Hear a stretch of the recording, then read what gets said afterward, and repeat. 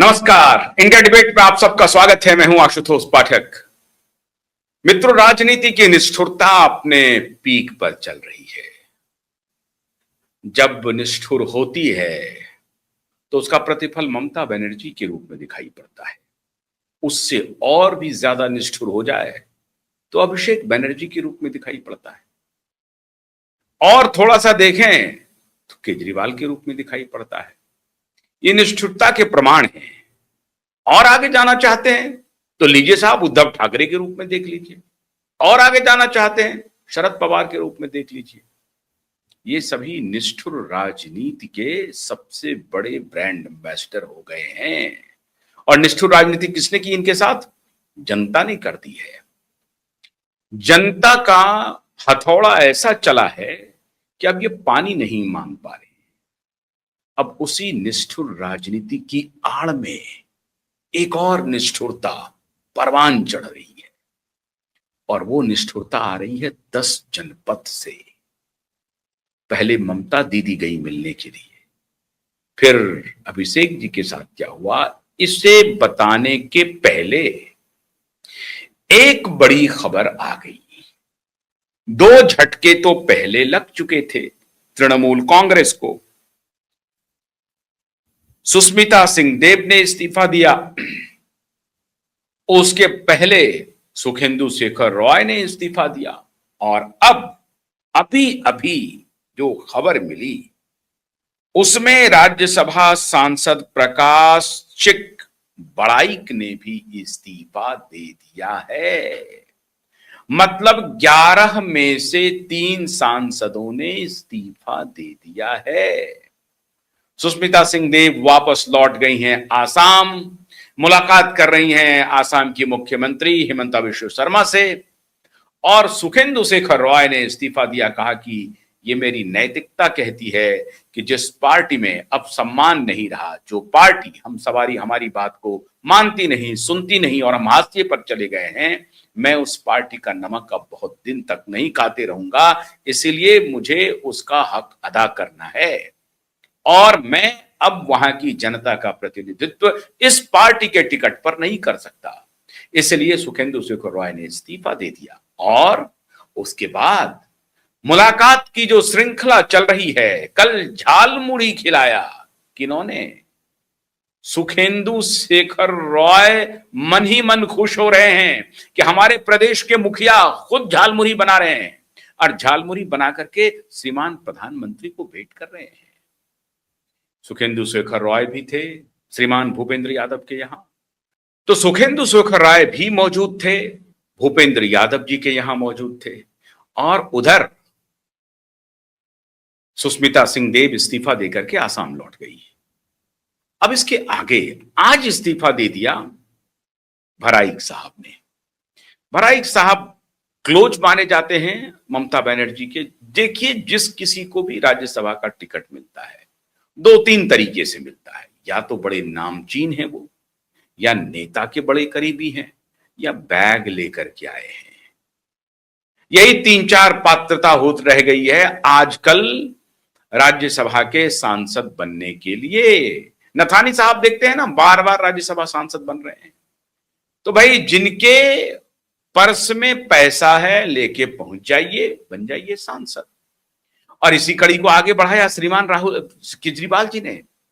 पैसा लिया, बना दिया मित्तल जी को, पैसा लिया बना दिया गुप्ता जी को, पैसा नहीं दिया कुमार विश्वास जी रवाना हो गए, पैसा नहीं दिया श्रीमान और जो उनके साथी थे पत्रकार महोदय, उनके पास कहां से पैसा आया, तो वो नहीं दिया, वो भी रवाना हो गए। हालांकि पत्रकार महोदय को चुनाव लड़ाया था, ध्यान रहे, वो हार गए चुनाव, ये अलग बात है, लेकिन चुनाव लड़ाया था, टिकट दिया था। इसमें केजरीवाल की कोई गलती नहीं है। कम से कम केजरीवाल ने इतना उसूल तो किया। हाँ, कुमार विश्वास की इच्छा थी कि वो लड़े, वो चुनाव लड़ने के लिए चले गए थे, तो अब उसका क्या किया कहा जाए, वो भी चुनाव लड़े थे। लेकिन अगर कुमार विश्वास जी को इच्छा थी कि राज्यसभा में बने रहते तो थोड़ा इंतजार करना चाहिए था। देखिए, जब राजनीतिक पार्टी बन जाती है तो पार्टी की अपनी मर्यादाएं होती हैं। फिर आपका ईगो, आपका गुरूर आप हाशिए पर रख करके ही राजनीतिक पार्टी में रहें, या फिर अपना ताना बाना बुने, अपनी राजनीति करें, वो सब होने वाला नहीं है। खैर, अब अभी कहानी क्या है? अभी कहानी सबसे बड़ी ये है कि एक राज्यसभा सदस्य ने और इस्तीफा दे दिया, 11 से 3 विकेट गिर गया। अब इनके पास बचा है 8। अब 8 विकेट भी जल्द ही गिरेंगे। अब कौन उसमें से जाएगा नहीं जाएगा कहना मुश्किल है। उधर लोकसभा सांसदों की संख्या लगातार बढ़ती जा रही है, वो 23 तक होगी। बाद में मैंने कल ही आपको बताया था कि कौन कौन इनके साथ रह जाएंगे।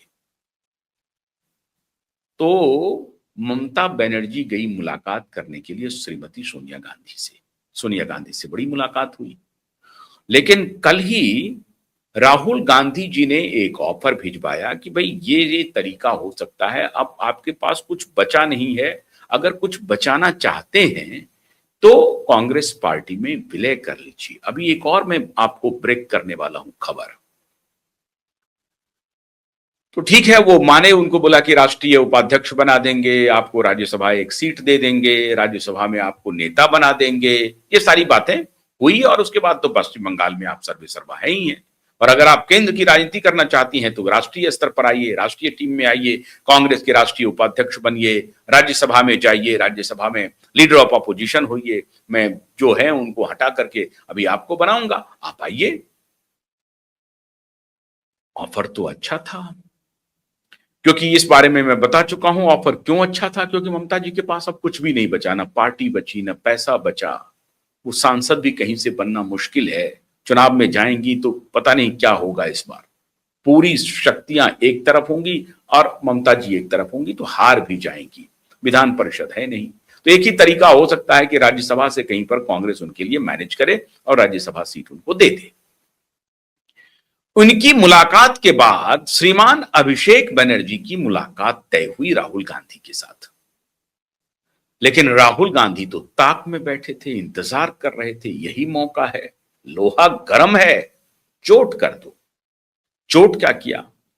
जो नेता कल तक अपने बड़े बड़े नेताओं को उनकी औकात दिखाता था, 4-4 बार 5-5 बार की सांसद, उनका फोन नहीं लेता था, उनके पीए राष्ट्रपति के तरह व्यवहार करते थे। मैं नहीं कह रहा हूं, ये ऋतुव्रत बंदोपाध्याय कह रहे हैं, संदीपन साहा कह रहे हैं और काकोली घोष दस्तीदार कह रही हैं। अभी माला रॉय भी आ गई, सयोनी घोष भी आ गई, माला रॉय भी हो गई। माला रॉय कौन है? माला रॉय को अभी ही संगठन में एक महत्वपूर्ण जिम्मेदारी दी गई है। सयोनी घोष को भी महत्वपूर्ण जिम्मेदारी दी गई। कोई जिम्मेदारी का असर नहीं पड़ रहा है। कुनबा बचाने की पूरी कोशिश कर रही हैं ममता बनर्जी, लेकिन कुनबा बच नहीं पा रहा है, बहुत परेशानी में है। अब ले दे करके कीर्ति आजाद, महुआ मोइत्रा, तो महुआ मोइत्रा का रहना ना रहना बात बराबर है।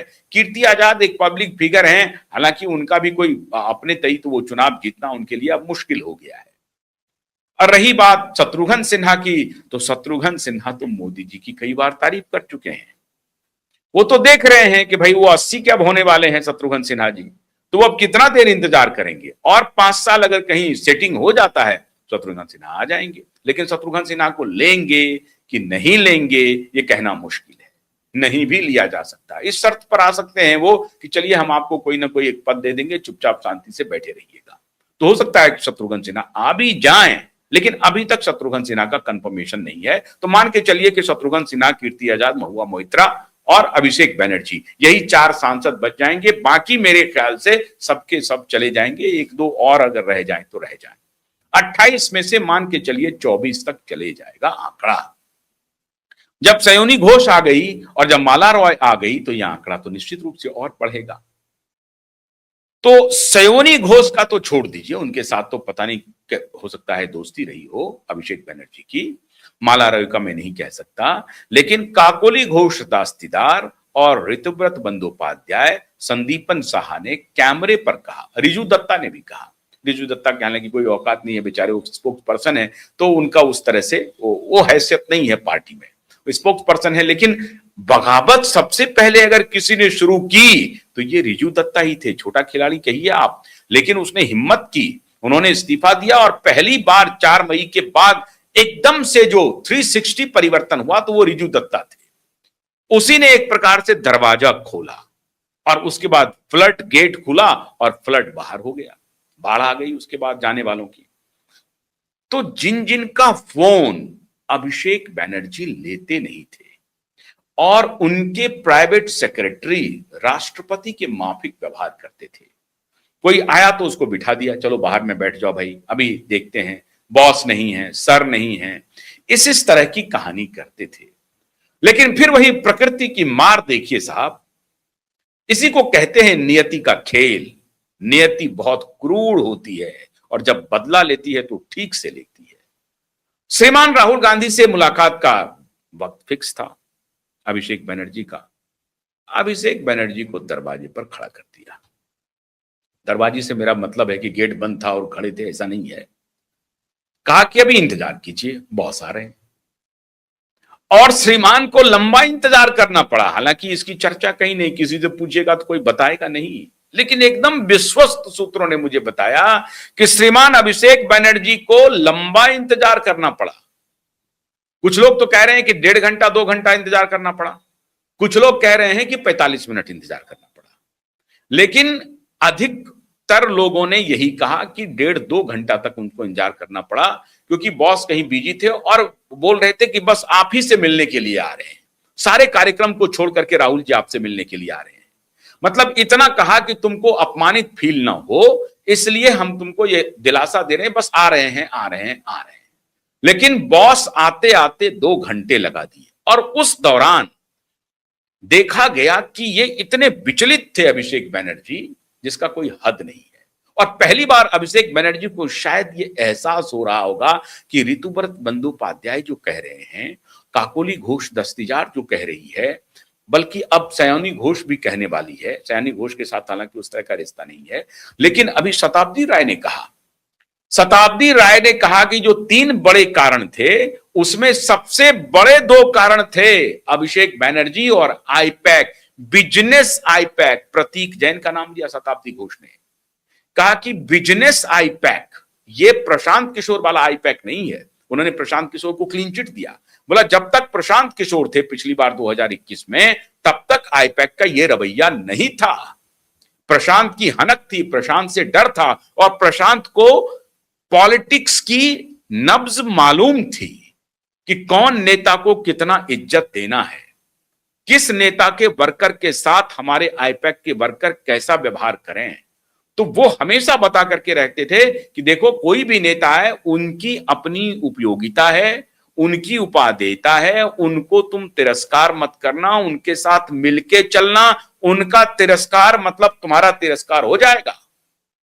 शताब्दी घोष ये खुलेआम कैमरे पर कह रही हैं कि जब तक प्रशांत किशोर थे आईपैक ठीक चला, उनके साथ हम लोगों का संबंध बिल्कुल ठीक था।